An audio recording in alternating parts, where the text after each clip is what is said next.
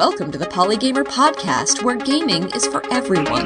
Join us as we expand the boundaries of the gaming community. Hello and welcome to the Polygamer podcast, episode number 72 for Wednesday, November 8th, 2017. I'm your host, Ken Gagney, and today I'm thrilled to be joined with an up-and-coming star in the diversity realm, that being Nicole Hunter, founder of blackgirlgaming.com. Hello, Nicole. Hi, thanks for having me on, Ken. It's such a pleasure to chat with you. You reached out to me several months ago, and I appreciate your patience. Now that Polygamer is monthly, it takes a while to get people into the queue, and I really appreciate that you were still interested even all these months later. Yeah, of course. Stuff happens. So, as I mentioned, you are the founder of blackgirlgaming.com. How would you describe that website? What is blackgirlgaming.com? Blackgirlgaming.com was a blog that I created when I started writing about diversity in games 6 months ago. I am the only writer for the blog, so it's essentially where I put my thoughts that feel either too specific or too racy in regards to diversity in games, or just fun stuff that I feel is a little bit too goofy. So you said you've been doing this for only 6 months. What was it that inspired you to launch this website? I am about 1 year out of college, and I had all of those kind of career questions running in my head, and I suddenly decided that kind of had to write to be happy. That's what I studied in college, and I know a lot about games, so I decided to put together my writing prowess, my passion for video games, and also my kind of commitment to social justice, and created this blog where I can use my voice for something good. That's wonderful. You said that you studied writing in college. Any particular kind? Poetry. Really? Yeah. Now, I have friends who actually have master's degrees in poetry, and I'm always curious, what is it that you hope to accomplish once you have that degree? I studied poetry with the intention of being a poet and becoming a professor, and I went a year at TA and decided that academia was a little bit too political for me. Yeah, it certainly can be. People hope that it's a safe space to, explore all sorts of academic topics, and it may be that, but that doesn't mean it's free of the kinds of office politics that you find anywhere else, unfortunately. In fact, sometimes it can be even worse. Yeah, I certainly agree with that. So are you still doing poetry in your own time?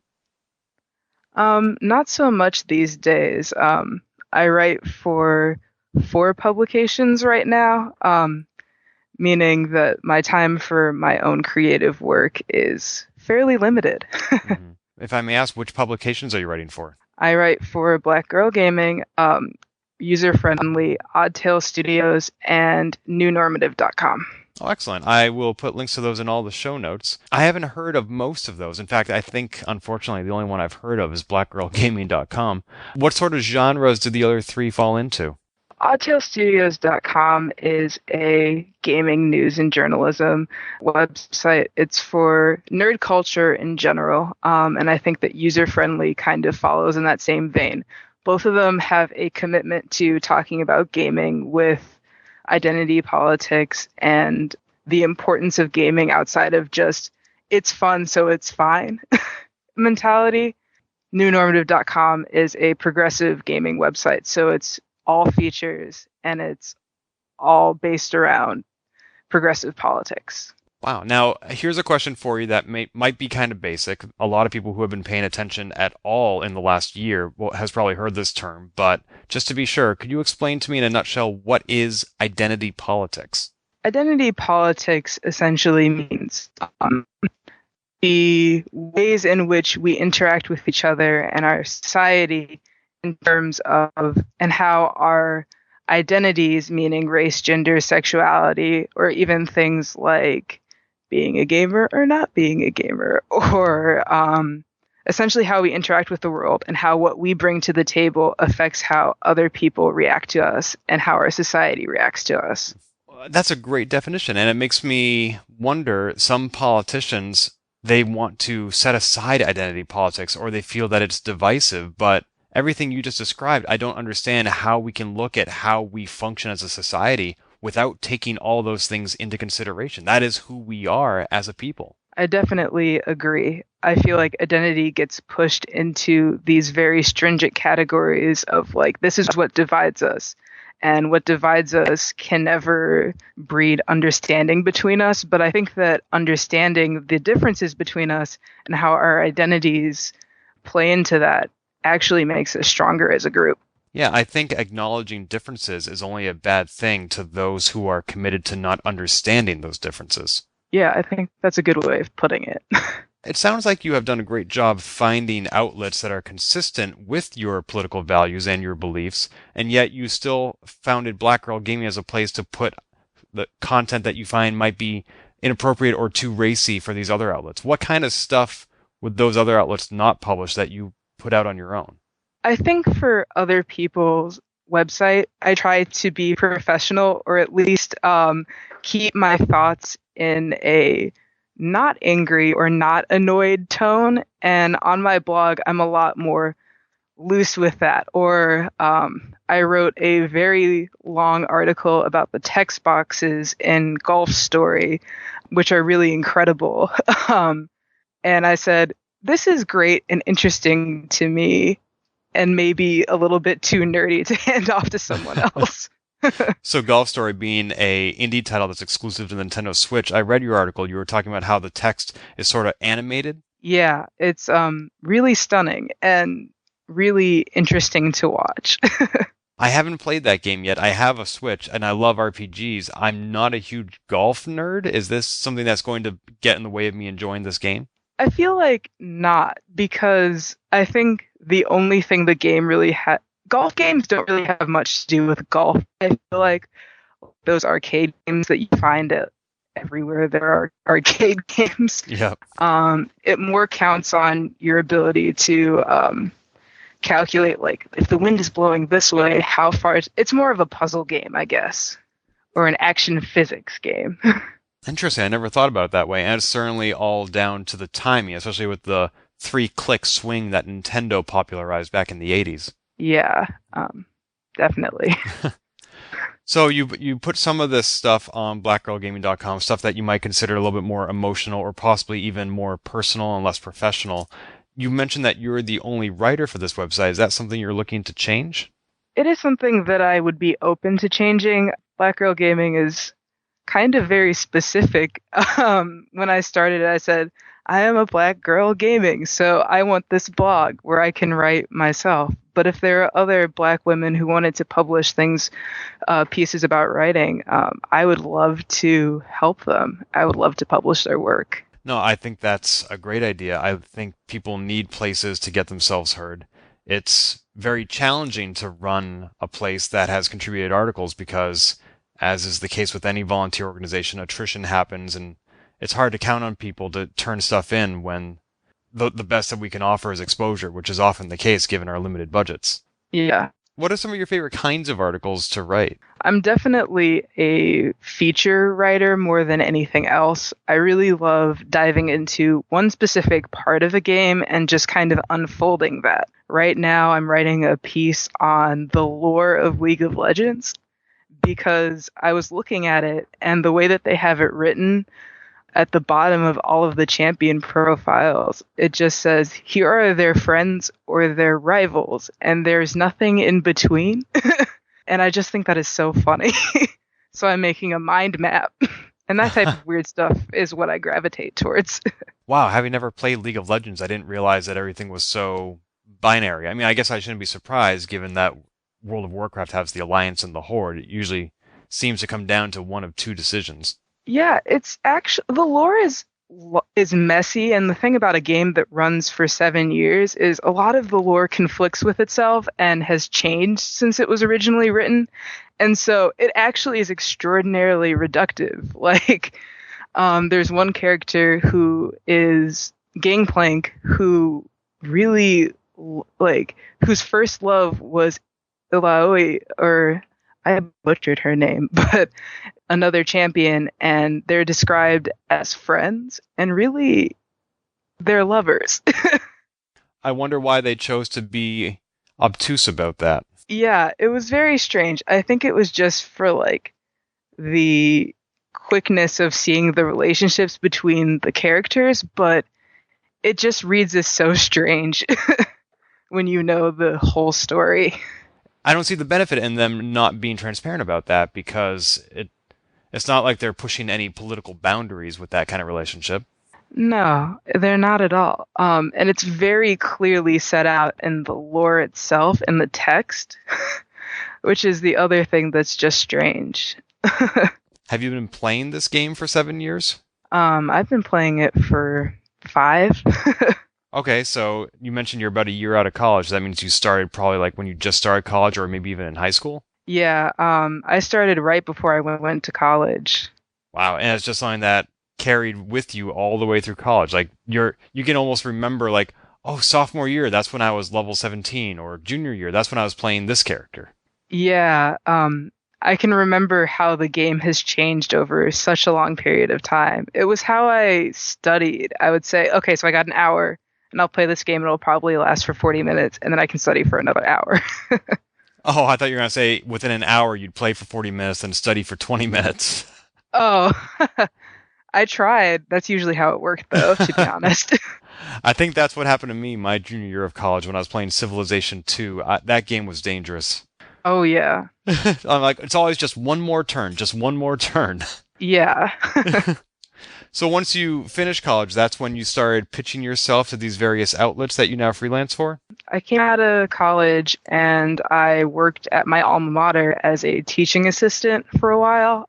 And then at the end of that, I just decided that I should head in another direction. That's what I did. And I started just pitching myself at these other outlets.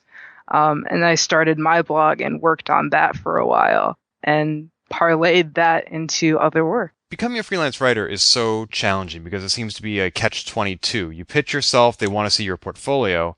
To build a portfolio, you have to write for these magazines, and to write for them, you need to pitch your stuff. So when you started pitching yourself and they asked to see your work, are you just like, here's all the poetry I wrote in college? That's where my blog came in. I really started it as a way to start publishing my own work. And then eventually I was able to present this somewhat professional thing that I was doing and say, hey, I published my own work, but it's still published.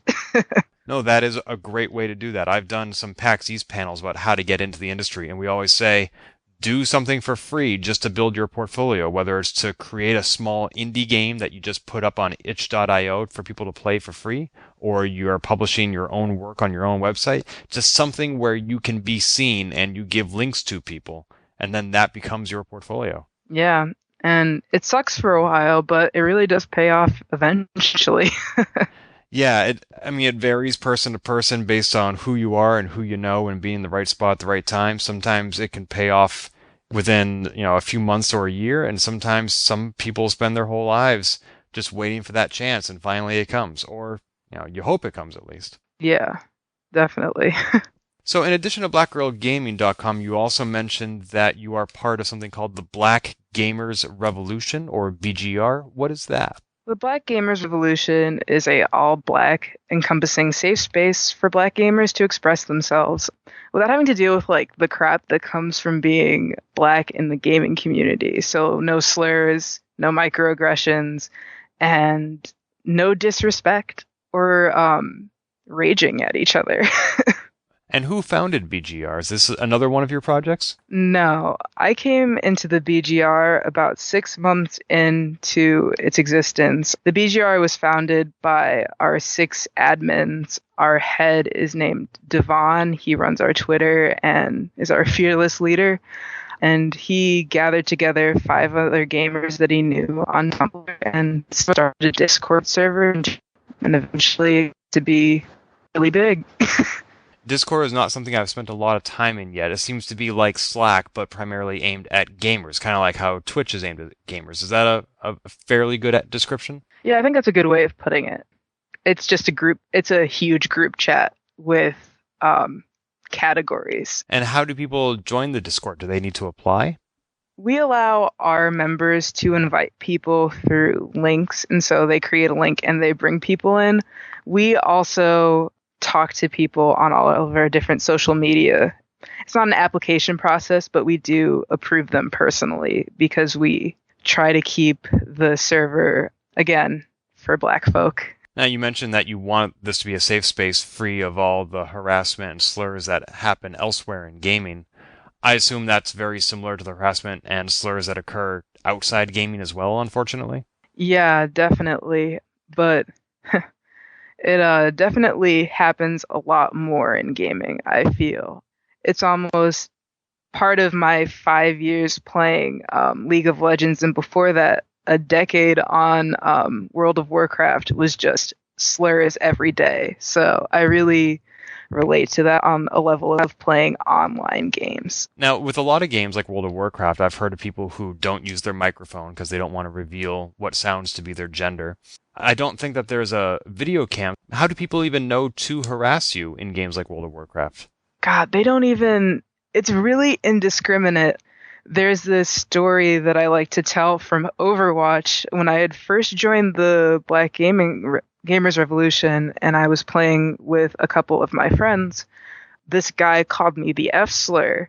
And I said, well, I'm queer, so I'll be that. And he said, no, I don't mean it in the fact that you're gay. I just mean that you're an F slur. And I said, but that's what that means. He just seemed to be calling me that because it's the worst thing he could think of. And I think that that's pretty telling in and of itself.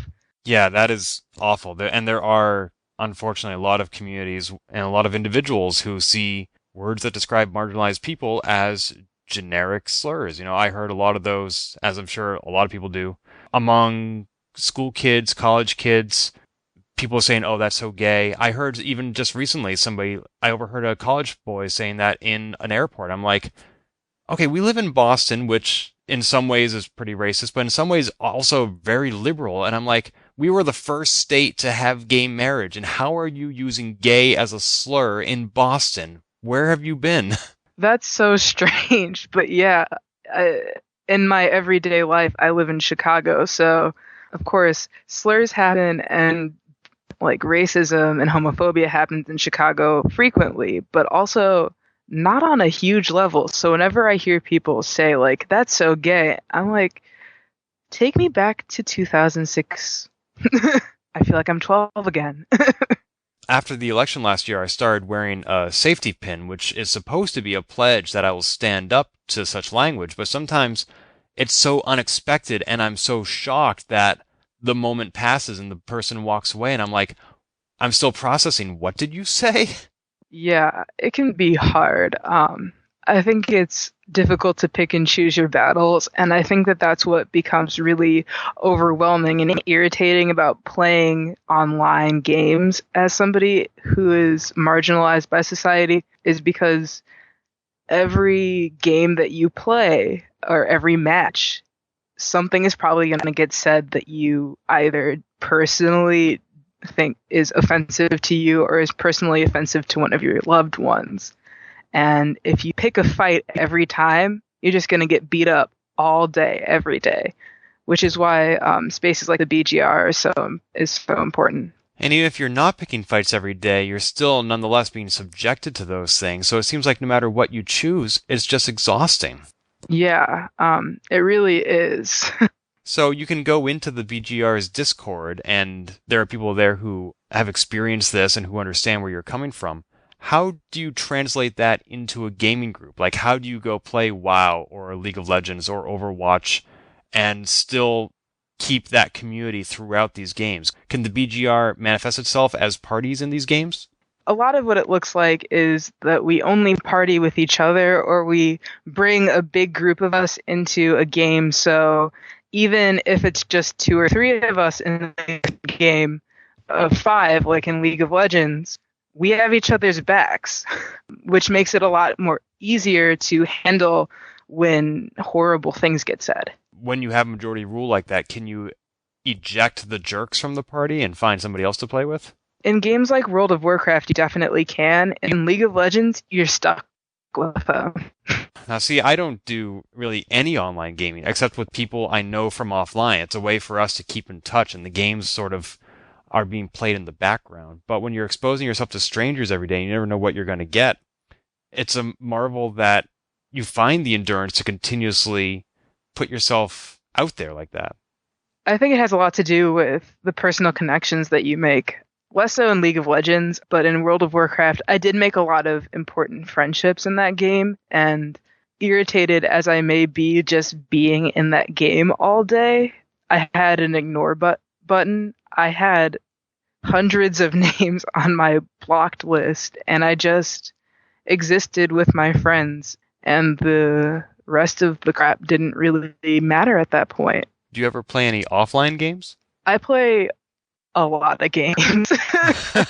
Yeah, I'm mostly an offline gamer, mostly due to the fact that online games are oftentimes very tiresome. So yeah. Besides Golf Story, what are some other games you're playing right now?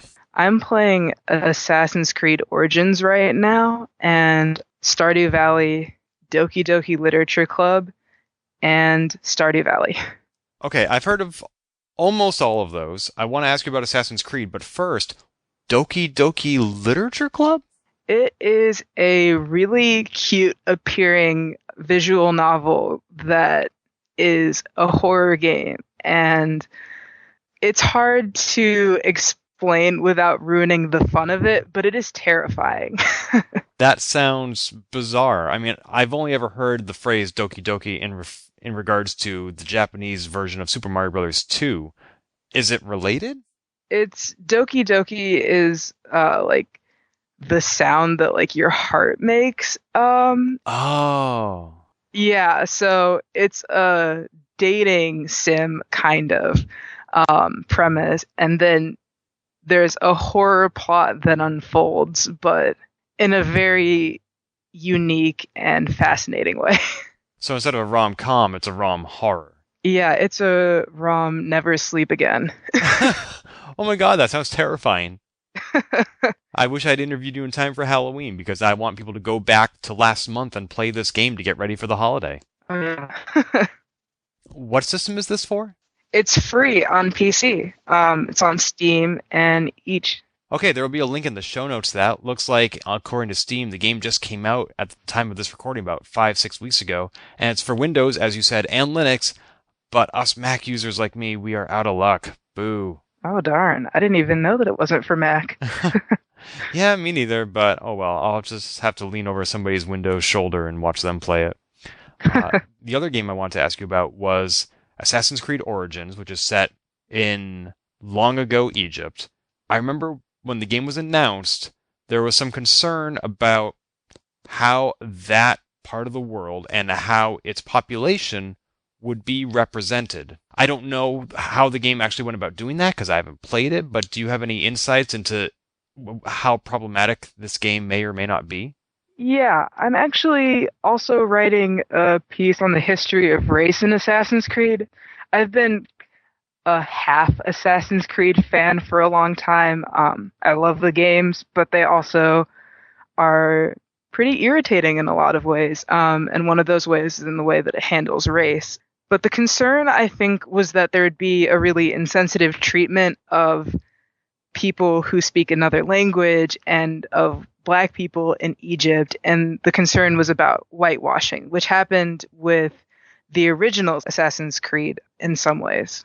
Right now, I don't have an issue with the portrayals of the characters in the game. And I actually think that they're pretty decent, especially since there doesn't seem to be that many white characters, to be perfectly honest.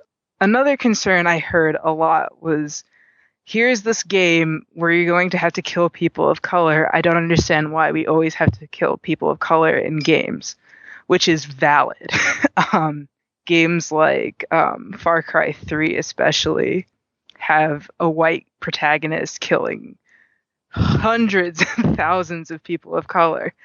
And it can be really exhausting, and it is a microaggression to have to like watch this play out. It's better because the main character is Black. Bayek is the name of the main character, and Bayek is a Black man, and he's the protagonist of the story. He's the one who's going on a revenge quest to avenge his son who was killed by the Pharaoh in some sort of larger plot And so he's the one running around all of Egypt slaying hundreds and hundreds and hundreds of brown people. So that's problematic in the way that video games tend to be. I'm not sure if that makes it any better or worse, but I'm certainly just happy to have a dark-skinned assassin being the protagonist of this story in a main game. Yeah, that does seem like a nice change. One thing that Assassin's Creed does seem to do well, and again, I haven't played the game, but this time last year, I had one of its voice actors on the podcast, Tristan D. Lala. He played the character Adewale. Have you played that game? I have not. He was in Assassin's Creed 4, Black Flag, and its sequels and DLC, and we talked about representation in voice acting, how even though you can't necessarily see the actor, it's still important to have somebody who looks like the character they're playing, as opposed to, again, as you said, whitewashing. I definitely agree. And that's also a concern in Assassin's Creed Origins. Much of the game has other languages being spoken in it. And so if it was just all voice actors who only spoke English, that would be irritating. But it seems as though they have people who actually do have those languages under their belt. Yeah, because you want to get not only the pronunciation correct, but the accent, and words have meanings and implications, and it's very difficult if it's not somebody who grew up with that language to be truly fluent. Although I'm saying this as somebody who speaks and knows only English, so maybe it's easier than I think, but it seems like you would want to get somebody who is intimately familiar with the language. Yeah, I definitely agree. Like hearing somebody do a bad accent from the place that you're from, only way worse. Yeah, I mean, I don't think I have a Boston accent, but when I hear other people imitating one, I'm like, no, you're not from Boston. Don't pander to me. Yeah, definitely.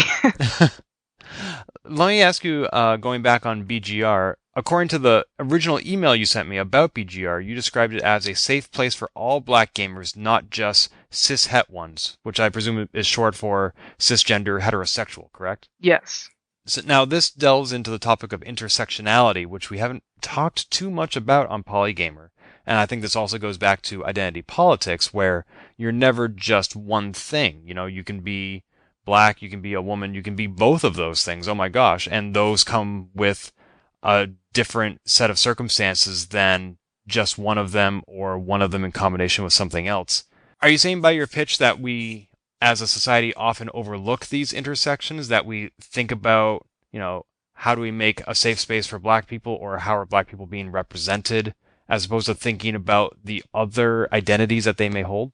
I think that there are a lot of black safe spaces that are created that don't necessarily accept all black people. For instance, black religion, which I don't necessarily want to get into all that deep, but that is a safe space for black people in one way, but also deeply exclusionary and harmful to black queer people. And so with the BGR, we're trying to make it a place where everybody feels safe, and where the putting down of black women or the putting down of black trans people is not accepted at all. It's not tolerated. Now, I understand the concern with religion, because there are many religions that, are for cisgender hetero people.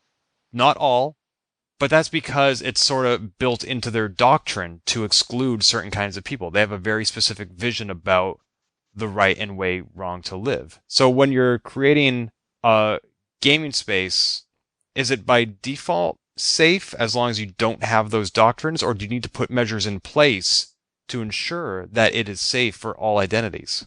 One thing I think that the Black Gamers Revolution does that I love about it is it's not just a place for us to talk about gaming or to gather to play a game together. It's also a support network and a friend group.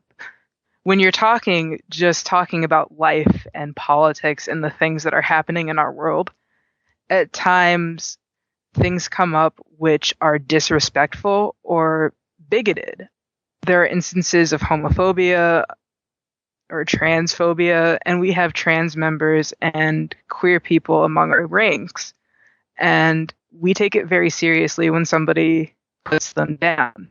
I think that it does need to be built into our mission statement, because a safe place for gamers doesn't necessarily mean that it's a safe place for women or queer people of any background.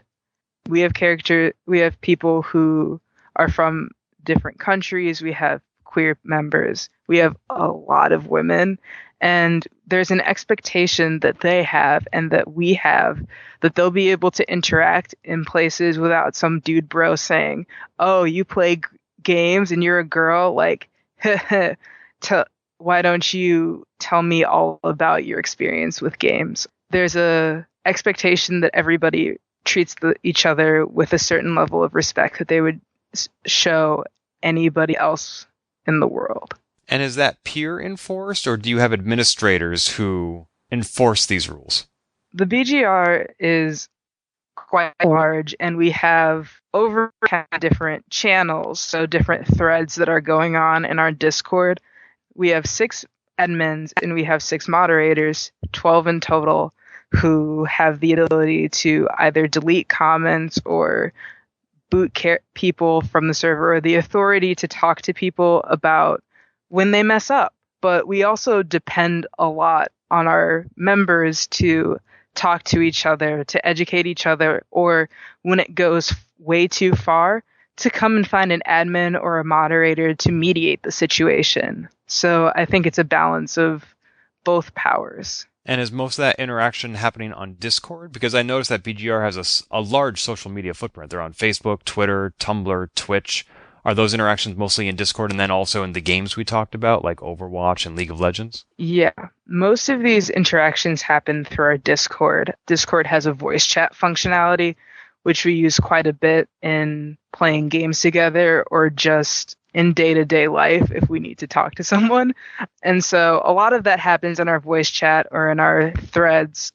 Our social media presence is kind of there in order to spread the word about the Black gamers revolution, but our server is kind of what we are, I suppose is how I would put it. So when we stream on Twitch, it's so people know that we're there and that we care about them and they can come to our server. Or when we're on Twitter, we tweet things so we can have a presence so people can come and find us. That's how I find the Black Gamers Revolution, strangely enough.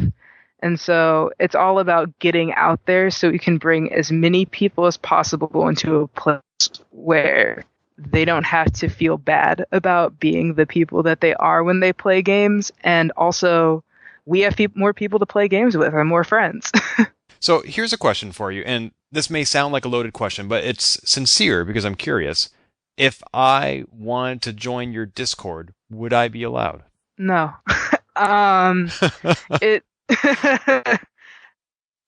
It's pretty point blank. I think it's a place where Black gamers get together and to talk about not only gaming stuff, but also like the pressures of being Black in the larger world. And a lot of the conversations that we have among each other as Black gamers could not happen if there were people of other races there. We all come together with this common understanding of being Black in the world. And that's kind of very core to our value system. No, I completely respect that, and I do not have those experiences, that background. I do not understand. So you're right that my presence would dilute it. But I'm also thinking about other groups that have been on this podcast. For example, the Lady Planeswalker Society, which is meant to be a safe space for women to learn and play Magic the Gathering, or the Sugar Gamers, which I believe was founded as a safe space for Black gamers or women gamers or both. They have allowed anybody of any identity and demographic to join their group. So if I, as a straight white cis guy, wanted to join the Lady Planeswalker Society or the Sugar Gamers, I would be allowed. And there are pros and cons to that. You just listed some of them. And so I was wondering what kind of group BGR is, for example. Yeah, I think that all of our gaming groups that cater to marginalized groups have our space and our jobs. Groups that allow people of all demographics to come in have a certain requirement that comes along with that they're going to spend a little bit of their time in their various spaces educating the members who don't know the things that the group of marginalized people know, or talking to them about, hey, it's disrespectful when you say this for this reason. I think the important part of the Black Gamers Revolution is in the fact that we don't have to spend that much time talking about like what blackness means or why we don't necessarily want to go to, like, somebody can just be like, oh yeah, I'm not driving through Indiana, and everybody else goes, yeah, Indiana, the Klan. So there's just a common understanding that I think happens through just being Black together and just having a good old time. And that is our role, is to just be a support group for Black people specifically. No, I totally get that, because you talked about how exhausting it can be to be exposed to the slurs and injustices that occur in online gaming, and then to have to educate people even in your downtime as to why that's not okay. I mean, that's not your job. You want to go somewhere where you don't have to do that. I totally get that. Mm-hmm. Yeah, that's kind of our role. It does sound like there may, to a much lesser degree, still be some education required, because you mentioned sometimes there are people who aren't aware of the implications of their words on queer identities, for example. And so there is a little bit of policing that happens within BGR, I presume. Yeah, I think policing is one word for it. I probably should have said educating. I'm sorry about that. No, it's okay, because we do have mediation for situations, and we do engage in a little bit of policing when things get really serious. But yeah, we try very hard not to kick people out of the server, but we do try to make them think about, at least, you don't have to have the same belief systems as everybody else in the BGR. I don't think that there are two people with the same exact set of beliefs, but you do have to be able to respect everybody in the group.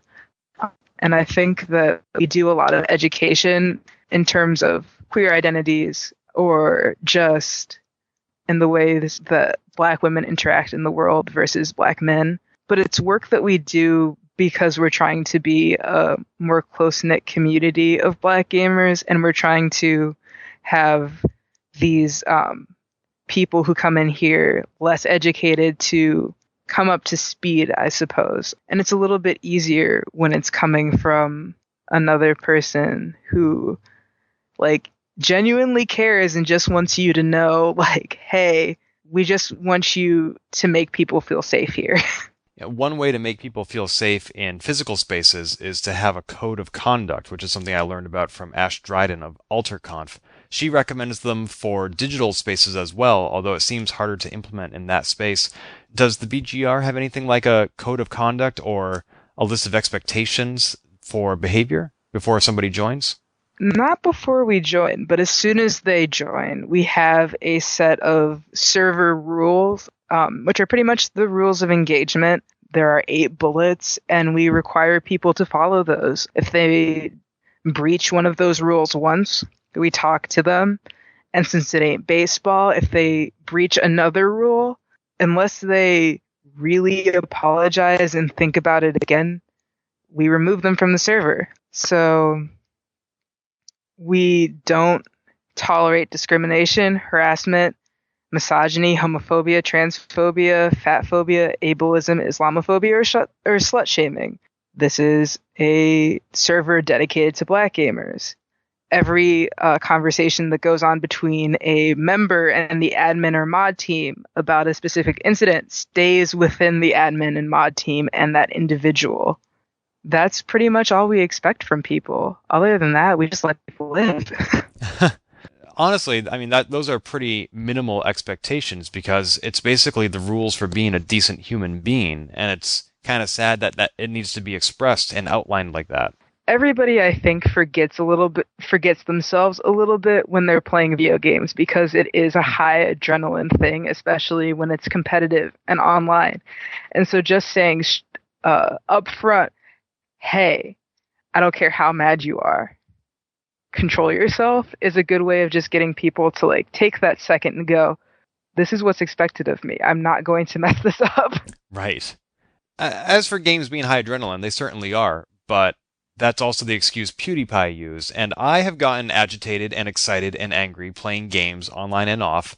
People are able to feel that way without expressing themselves the way PewDiePie did, and I think it's fair to call people out when they do that and expect them to not do it again. Oh, definitely. I think that's why we have our rule of one. You do it once, you have a conversation about why we don't accept that in our server, in our community. And if it happens again, then we have a more serious conversation because it shows lack of respect for our rules. Yeah, I get that. I mean, people need to not just say they're sorry so that they can get out of a situation. They need to reflect, and it is possible, no matter how old you are or where you're from, to learn from your mistakes and not repeat them. Yeah, I definitely agree. And high adrenaline is not an excuse that we accept on the server. Right. I mean, behavior does change when you're in those circumstances, but there has to be a baseline that even under those circumstances, there are some things you're just not going to do. Yeah, definitely. I think it's telling when people have those words on the tips of their tongue, because I've been very upset in games, and I was young once and didn't know any better and used those words, but since learning better, it's never happened again.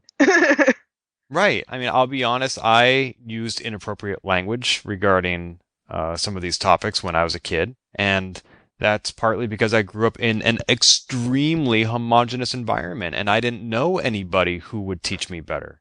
You know, once I got put into more diverse environments, I'm like, oh, that was really bad of me.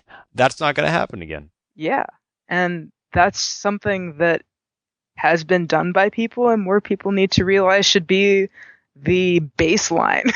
Right. Now, here's a totally fantastic hypothetical situation.